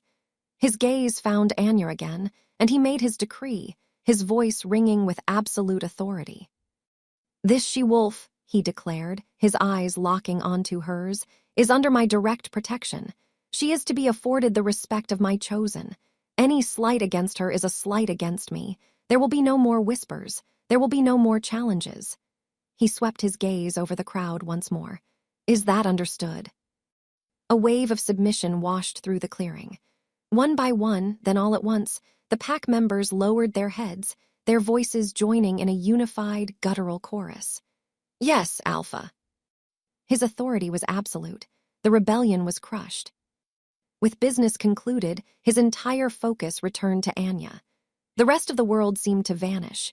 He walked to her, ignoring his pack, ignoring the body of his rival. He stopped before her, and for the first time, she saw the full, untamed wildness in his eyes up close. He reached out, his fingers surprisingly gentle, and brushed a smudge of dirt from her cheek. His touch was a brand, a claim. "No one," he said, his voice a low, possessive growl meant only for her, "will ever touch you again." It wasn't a promise. It was a statement of fact, a law he had just carved into the heart of his pack. He took her hand, his larger one enveloping hers completely, and turned, leading her away from the circle of blood and judgment. He walked with an unhurried, confident stride, turning his back on the carnage and on his pack, who remained silent and unmoving as he left. He was the alpha. His word was final. Lucian and Evelyn would handle the cleanup. They walked in silence back through the quiet, ancient forest.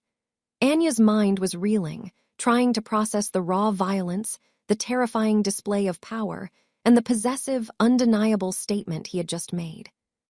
They reached the massive doors of the manor, and he led her inside, back into the gilded cage. But the nature of her imprisonment had changed forever. She was no longer just a debt being paid. She was not just property. She looked at his strong back as he led her up the grand staircase, at the hand that held her so possessively. She was the alpha's claimed. And as the great doors swung shut behind them, sealing them inside the fortress once more, Anya realized with a terrifying shiver that the most dangerous place in the world for her might just be right here, at his side.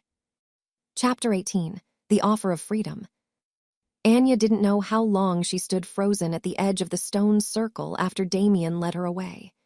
It was Seraphina, the pack's healer, who gently guided her back to the house, her warm presence a silent comfort in the shocking aftermath. Back in her suite, Anya sank onto the edge of her bed, her body trembling with a residual primal fear. She replayed the morning's events in her mind, a dizzying collage of violence and valor. The savage snarls, the sickening crunch of bone, and above all, the image of Damien's massive wolf form, a bloody avenger, turning his glowing silver eyes on her. He had killed for her. The thought was both terrifying and profoundly moving. There was a soft knock on her door. It was Evelyn. The stern Beta's face was, for the first time, devoid of its usual disapproval. She carried a tray with a steaming cup of tea and a small bowl of broth. "The Alpha decreed that you are to be cared for," Evelyn said, her voice formal but lacking its usual icy edge. She placed the tray on a table. "The Pack understands your position now, Luna." The title, spoken aloud by the woman who had despised her, sent a shock through Anya. She wasn't just the acquisition anymore. She was the Alpha's chosen, sealed in the blood of his rival. Evelyn gave a stiff, respectful nod and left, leaving Anya to grapple with her new, terrifying status. She spent the rest of the day in a daze, the sounds from outside her room muted and distant.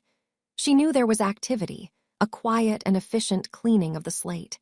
The Pack was settling, realigning itself around its victorious and undisputed Alpha. As dusk began to settle, casting long shadows across her room, another knock came. It was one of the guards. "The Alpha requests your presence on the main terrace," he said, his eyes respectfully averted. Her heart began to pound. This was it. The confrontation she had been dreading and anticipating all day. She followed the guard in silence to the familiar glass doors of the terrace where she had first seen the cracks in Damien's armor. He was waiting for her, leaning against the stone railing, staring out at the darkening forest. He was showered and dressed in clean, simple black clothes. The blood was gone, but an aura of immense, weary power still clung to him. He looked like an ancient king after a long and brutal war. He turned as she approached. His silver eyes were filled with an emotion she couldn't read. "Anya," he said, his voice quiet, devoid of its usual command. She walked to the railing, standing a few feet from him, her hands gripping the cold stone. "By the old law," he began, his gaze fixed on the horizon, "a trial by combat, a challenge for the title of Alpha, settles all outstanding debts of honor within the Pack." He finally turned to look at her, and she saw a deep, profound pain in his eyes that he couldn't hide. "The debt your father owed to my family, it is satisfied. Marcus's treachery and death have wiped the slate clean." Anya stared at him, her mind struggling to catch up. The debt, the contract. In the violence of the morning, she had forgotten all about it. "The contract is fulfilled," Damien continued, each word seeming to cost him a piece of his soul. He looked at her, his expression a mask of perfect, unbreakable control, but his eyes betrayed him. "You are free, Anya. The estate gates are open. I will have a car take you wherever you wish to go. You can have your old life back." Freedom. The word she had dreamed of for months, the one goal that had kept her spirit from breaking. It was here. He was offering it to her on a silver platter. She could leave this dangerous, savage world. She could walk away from the whispers, the politics, the constant threat of violence. She could go home. She thought of her old Pack. She thought of leaving this place, of never again seeing the lonely scholar in the library, or sparring with the infuriating Alpha at dinner. She thought of never again seeing the magnificent black wolf with the glowing silver eyes. She thought of a life without him, and it was a flat, gray, colorless existence. He was watching her, his face unreadable, but she could feel the tension radiating from him. He fully expected her to leave. After he had bought her, imprisoned her, and brought chaos and death into her life, why would any sane person stay? He was the very picture of a confident Alpha offering a difficult but honorable decree. But she could see the raw terror underneath. He was offering her a choice, and he was terrified of what she would choose. Freedom was everything she had ever wanted. But the man standing before her had become everything she had ever needed. She looked at him, at this powerful, tormented man who had killed for her, who was now offering to let her go because his honor demanded it, even if it tore him apart. She saw her future hanging in the balance, a choice between the safe, empty world she had known and the dangerous, vibrant world she had found with him. She took a breath, her decision made. Chapter 19. The Choice. Freedom. The word echoed in the silent space between them. It was a key, a release, an open door to the life she had been mourning for months. She could walk away right now. She could be just Anya again. She looked at Damien. He stood there, a king offering to release his most prized possession, his face a mask of stoic honor. But she saw through it now. She saw the raw terror in his silver eyes, the desperate plea he was too proud to voice. He had built a fortress of control around his heart, and he had just handed her the one key that could lock him inside it alone forever. She thought of her old life. It was a safe life, a predictable life. And the thought of returning to it felt like stepping from a world of vibrant, dangerous color into a faded, grayscale photograph. The life she had lived here in this gilded cage had been terrifying, but it had also been more real, more intense than anything she had ever known. She had faced down his pack, his rivals, his own demons. She had discovered a strength in herself she never knew she possessed, and she had seen the soul of the man beneath the beast, the burdened scholar, the fierce protector, the lonely king. Freedom without him wasn't freedom. It was exile. He saw the hesitation on her face, the war in her eyes, and misinterpreted it. A flicker of profound pain crossed his features. "Anya," he said, his voice rough, strained. "The car is waiting. You need only say the word." She took a slow, deliberate step towards him, closing the small space he had put between them. "And where would I go, Damien?" she asked softly. He looked confused. "Wherever you wish, back to your old life. I will ensure your family is cared for. You will want for nothing." "You don't get it," she whispered, a small, watery smile touching her lips for the first time. She reached up and placed her hand on his chest, right over his heart. She could feel its heavy, steady beat. "My old life isn't there anymore. It disappeared the day you walked into my father's study." She looked up, her gaze locking with his, pouring all of her certainty, all of her love into her eyes. "My home is here now, with you." For a single, breathtaking moment, the great Damien Blackwood, the ruthless alpha who commanded a pack with a single glance, looked utterly shattered.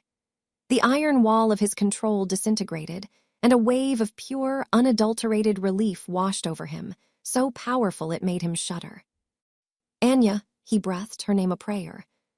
He pulled her into his arms, crushing her against him. But this embrace was not the desperate, claiming one from the eve of battle. It was one of pure, reverent gratitude. He buried his face in her hair, his powerful frame trembling slightly. "I thought you would leave," he murmured against her skin. "My honor demanded I give you the choice, but I didn't think I would survive it." "You idiot," she whispered, her own tears finally falling freely. "You great, honorable idiot, there is no choice, not anymore." She tilted her head back, and he lowered his to meet her. This was their first true kiss. It was not born of anger or possession or desperation. It was a kiss of mutual, conscious choice. It was slow and deep and breathtakingly tender. It was the taste of forgiveness, of homecoming, of a future she was no longer afraid of. The kiss deepened, the tenderness giving way to the fierce, simmering passion that had always been between them. It was a fire they had both tried to fight, and now, finally, they surrendered to it completely. He lifted her into his arms, her legs wrapping around his waist, and carried her inside, through the quiet and into his bedroom. The city lights glittered outside, a silent, beautiful witness. He laid her down on the soft sheets, and for a long moment just looked at her, his silver eyes burning with a love so intense it was a physical force. There was no contract between them now, no debt, no Alpha and his acquisition. There was only a man and a woman who had fought through hell to find each other. Their coming together was a slow, deliberate exploration, a rediscovery of each other on new terms. It was an act of profound intimacy, of whispered promises and soft caresses. It was the gentle collision of two worlds, the merging of two souls who had chosen each other against all odds.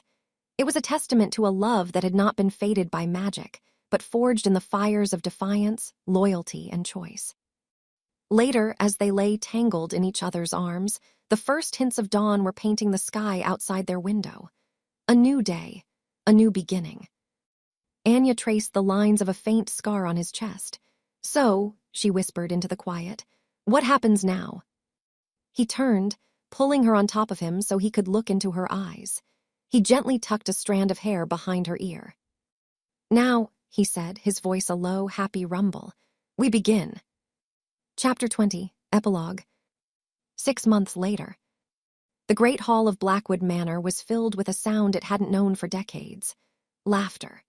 The low, rumbling conversations of pack members, the cheerful yelps of children playing near the massive fireplace, the easy sense of community, it had all returned. The oppressive silence of Damien's solitary rule had been replaced by the vibrant life of a thriving, happy pack. Anya moved through the hall, a confident smile on her face. She was no longer the defiant prisoner or the Alpha's acquisition. She was Luna. She paused to listen to a dispute between two hunters over a territorial boundary, offering a calm, clever solution that left both parties satisfied.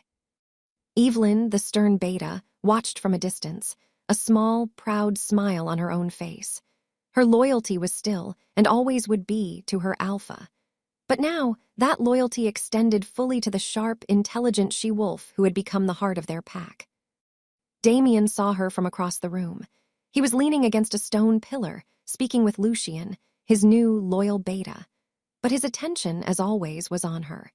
He watched as she effortlessly charmed the elders and played with the children, his silver eyes filled with a soft, profound love that every member of his pack could see. Their Alpha, once a figure of cold, isolated power, was now whole. When she finished her conversation, he met her halfway, taking her hand and lacing his fingers through hers. "Solving disputes already," he murmured, his voice a low, teasing rumble meant only for her. "Someone has to," she retorted, her eyes sparkling. "You'd just declare the entire forest off limits and brood about it." He chuckled, a deep, easy sound that was no longer a rarity in these halls. "Probably." He leaned in, pressing a soft kiss to her temple. "Come with me. There's something I want to show you." He led her away from the warmth of the great hall and to the quiet of his private study. The room was no longer just his. One of her vibrant, abstract paintings now hung on the wall, a splash of chaotic, beautiful color amidst the ancient wood and leather. Her sketchbook lay open on his desk. He walked over to the pedestal where the ancient, crumbling tome had once sat. The book was still there, but it was no longer crumbling. Its spine was strong, the leather treated and preserved, the ancient title gleaming in the soft light. The restoration was complete. "I finished it," he said simply. He opened the heavy cover to the first page. It was a magnificent piece of calligraphy, listing the lineage of the Blackwood Alphas for 1,000 years, starting with the first, down to the present day. At the bottom of the page, beneath his own strong, commanding signature, was a new entry, written in the same elegant, timeless script. Anya, Lunar of the Blackwood Pack. Tears welled in her eyes as she traced the letters of her name, now permanently etched into the heart of his history, his legacy. "It was always your place," he whispered, his arms wrapping around her from behind, his chin resting on her shoulder. "It just took my stubborn, honorable heart a while to admit it." "You're a sentimental fool, Damien Blackwood," she said, her voice thick with emotion. "Only for you," he replied, turning her in his arms to face him. He looked down at her, his silver eyes holding all the love in the world. The cold, ruthless Alpha who had collected her as a debt was gone forever, replaced by this powerful, devoted man who was entirely hers. "Are you happy here, Anya?" he asked, the question holding a universe of meaning. She reached up and cupped his handsome face in her hands. "I was sold to a monster and locked in his cage," she said softly. "But inside that cage I found a lonely king. And in his heart," she leaned in and kissed him, a slow, sweet promise of all the dawns yet to come, "I found my home." They stood there, wrapped in each other's arms, looking out the window at the vast, wild forest that was their kingdom. No longer captor and captive, but an Alpha and his Luna, a perfectly matched pair forged in defiance and fire. Their beginning had been a cold, cruel transaction, but the future stretching out before them was a testament to a love that was chosen, earned, and absolute. Thank you for listening and dreaming with me. This is Vivienne's Solace. Until next Friday, hold on to that spark, because the next story isn't just a tale, It's a feeling waiting to find you.